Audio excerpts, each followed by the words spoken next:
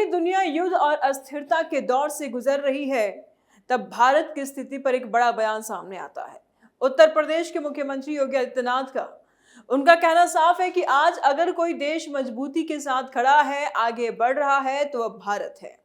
यह सिर्फ एक राजनीतिक बयान नहीं है, बल्कि एक ऐसे समय की सच्चाई है जब मिडिल ईस्ट में युद्ध जैसे हालात बने हुए हैं, वैश्विक अर्थव्यवस्था दबाव में है, तेल के दाम बढ़ने की आशंका है और कई देश आर्थिक संकट से जूझ रहे हैं। ऐसे माहौल में भारत का संतुलन, उसकी रणनीति और उसकी स्थिरता दुनिया के सामने एक उदाहरण बनकर उभर रही है। इस पूरे परिदृश्य में भारत की भूमिका सिर्फ एक दर्शक की नहीं है, बल्कि एक निर्णायक शक्ति की है। प्रधानमंत्री नरेंद्र मोदी की नेतृत्व में देश ने न केवल अपनी सीमाओं को सुरक्षित रखा है, बल्कि वैश्विक मंच पर भी एक संतुलित और मजबूत कूटनीतिक स्थिति बनाई है। दूसरी तरफ विपक्ष, खासकर अखिलेश यादव और उनकी पार्टी, लगातार सवाल उठाने और डर फैलाने की राजनीति करते नजर आते हैं। लेकिन सवाल यह है कि क्या विपक्ष की ये आरोप जमीन पर टिकते हैं या फिर ये सिर्फ राजनीतिक भ्रम फैलाने की कोशिश है। पाकिस्तान और बांग्लादेश में पड़ा अकाल। चलिए बयानों के अलावा हकीकत जान लेते हैं। मिडिल ईस्ट का युद्ध ने पड़ोसी देशों की अर्थव्यवस्था को बुरी तरह से हिला दिया है। स्ट्रेट ऑफ हॉर्मुज बंद होने और तेल गैस सुविधाओं पर हमलों से गल्फ देशों में तेल उत्पादन तकरीबन 6 से 10 मिलियन बैरल रोज कम हो गया है। सऊदी अरब, यूएई, कतर, कुवैत जैसे देशों की जीडीपी में 3 से 14% तक गिरावट आ सकती है। खाने पीने की चीजें 40 से 120% महंगी हो गई है। सोचिए, 40 से 120% महंगी हो गई है। आयात रुक गया है। पानी की डेसलिनेशन प्लांट्स पर हमले से प्यास की भी समस्या शुरू हो गई है। पानी नहीं मिल रही है लोगों को। टूरिज्म ठप पड़ गया है। रेमिटेंस घटने लगे हैं। मिस्र में पहले से आर्थिक संकट था, अब इजराइल से गैस सप्लाई बंद होने से बिजली की समस्या बढ़ गई है। सुएज कनाल की कमाई घटी है। पेट्रोल डीजल 15 से 22% महंगा कर दिया गया है। जॉर्डन, लेबनान, सीरिया में गैस बंद होने से पावर कट, ब्लैकआउट और ईंधन दोगुना महंगा हो गया है। लेबनान में बिजली पानी दोनों की किल्लत है। खाने की महंगाई आसमान छू रही है। तुर्की में ग्रोथ रुक गई है। महंगाई का दबाव बढ़ गया है। कुल मिलाकर के पड़ोसी देशों में भी ऊर्जा, खाना और पानी की महंगाई ने लोगों की रोजमर्रा की जिंदगी को महंगा कर दिया है। पाकिस्तान और बांग्लादेश की भी कुछ ऐसी स्थिति है। अर्थव्यवस्था की रफ्तार थम गई है। नौकरियां कम हो गई है। अगर युद्ध लंबा चला तो खाने का संकट भी गहरा सकता है। दुनिया में संकट, मजे में भारत। अब भारत की बात करें तो सरकार ने तुरंत कदम उठाए और अच्छी खबर यह है कि हमारे पास अभी 60 दिन का तेल स्टॉक सुरक्षित है। पहले मिडिल ईस्ट से 40% से ज्यादा तेल आता था, अब 41 से ज्यादा सप्लायर से बाहर से ज्यादा तेल मिल रहा है। अब तक भारत में 5 से 6 जहाज तेल और गैस लेकर पहुंच चुके हैं। मार्च 18 को जगलाड़की नाम का भारतीय tanker 81,000 metric ton crude oil लेकर के मुद्रा पोर्ट पहुंचा, जो यूएई से आया था। उसके बाद शिवालिक और नंदा देवी नाम के 2 भारतीय एलपीजी कैरियर हॉर्मुज से सुरक्षित निकले और कुल 92,700 टन गैस लेकर गुजरात के बंदरगाहों की ओर बढ़ रहे हैं। एक और LPG tanker Apollo ocean Qatar से 17,600 टन गैस लेकर मैंगलोर पहुंच गया। लाइबेरिया फ्लैग वाला एक टैंकर सऊदी क्रूड लेकर के मुंबई भी पहुंचा है। यानी कुल मिलाकर के अब तक काफी मात्रा में क्रूड और गैस भारत आ चुकी है। बाकी की बात करें तो अभी फारस की खाड़ी में करीब 22 भारतीय जहाज फंसे हुए हैं, जिनमें से 6 एलपीजी, 4 क्रूड टैंकर और कुछ अन्य हैं।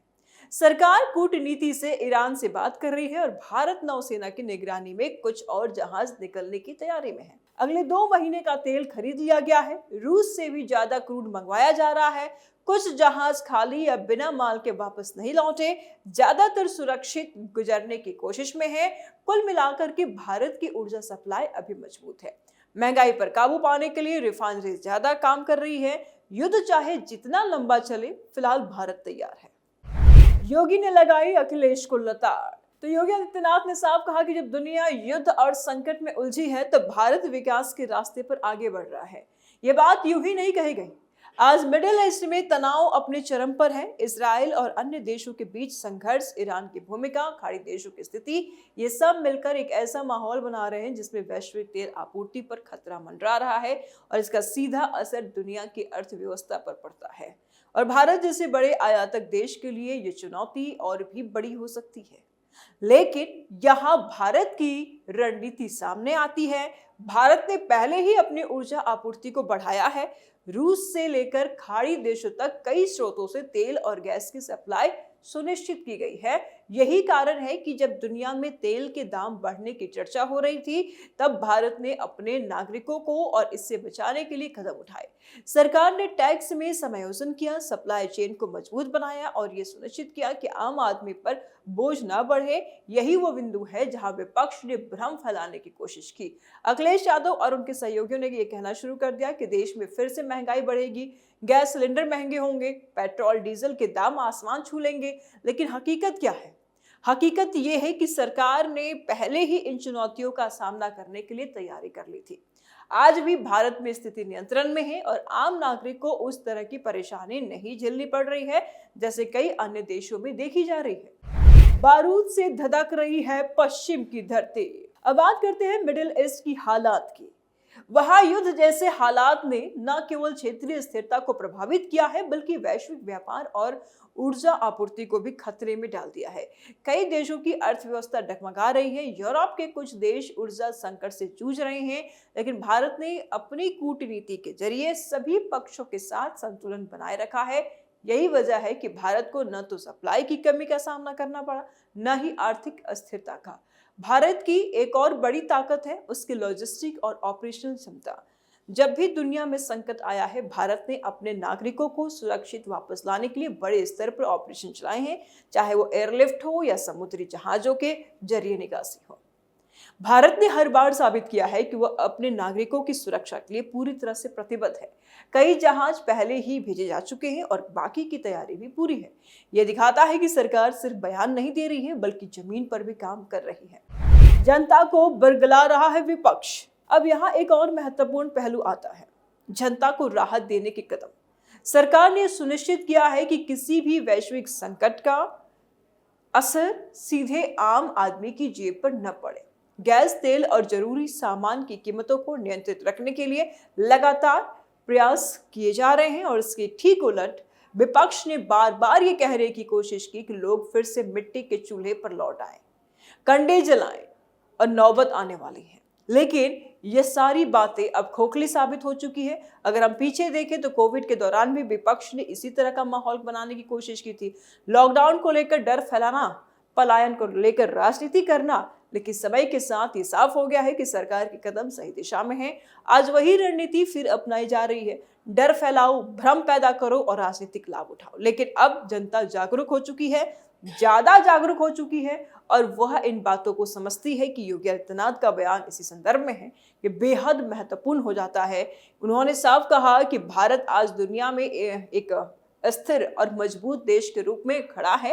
ये सिर्फ उत्तर प्रदेश की बात नहीं है, बल्कि पूरे देश की स्थिति का प्रतिबिंब है।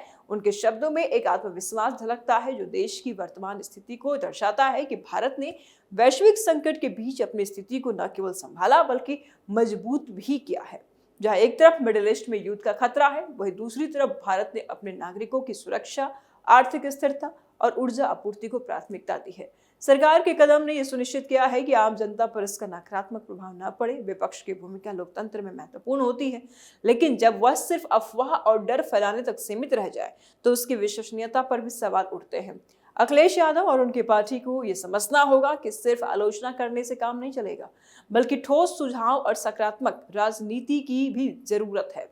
अंत में यही कहा जा सकता है कि भारत आज एक ऐसे मोड़ पर है जहां हर वैश्विक मंच पर अपनी अलग पहचान बना रहा है। योगी आदित्यनाथ का बयान इस आत्मविश्वास का प्रतीक है और जब देश का नेतृत्व मजबूत हो, नीतियां स्पष्ट हो और जनता का भरोसा साथ हो, तो कोई भी वैश्विक संकट भारत की प्रगति को रोक नहीं सकता। अखिलेश यादव और उनकी पार्टी को यह समझना होगा कि सिर्फ आलोचना करने से काम नहीं चलेगा, बल्कि ठोस सुझाव और सकारात्मक राजनीति भी जरूरत है। अंत में यही कहा जा सकता है कि भारत आज एक ऐसे मोड़ पर खड़ा है जहां वह वैश्विक मंच पर अपनी अलग पहचान बना रहा है। योगी आदित्यनाथ का बयान इस आत्मविश्वास का प्रतीक है और जब देश का नेतृत्व मजबूत हो, नीतियां स्पष्ट हो और जनता का भरोसा साथ हो तो कोई भी वैश्विक संकट भारत की प्रगति को रोक नहीं सकता। अपनी राय आप कमेंट बॉक्स में जरूर दें, वीडियो को लाइक करें, ज्यादा से ज्यादा शेयर करें, चैनल को सब्सक्राइब करें। जल्द मिलते हैं नए अपडेट के साथ, दीजिए इजाजत, नमस्कार।